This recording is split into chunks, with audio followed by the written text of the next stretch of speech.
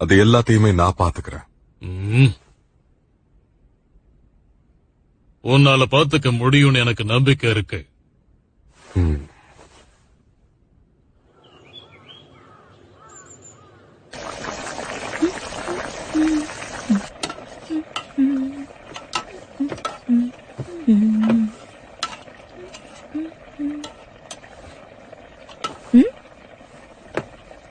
நீங்க அமைதியா அங்க வந்து நிக்கிறத பாக்குறப்போ லார்டு தேர்ட் உங்களை பலமா திட்டி இருக்கிற மாதிரி தெரியுது.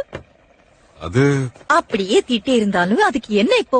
எப்படியும் அது உங்க நல்லதுக்காக தான் சொல்லி இருப்பாருன்னு எடுத்துக்கலாம்ல. அது அவரை நாங்க திட்டவே இல்ல. அப்புறம் வேற எதுக்காக கூப்பிட்டாரு?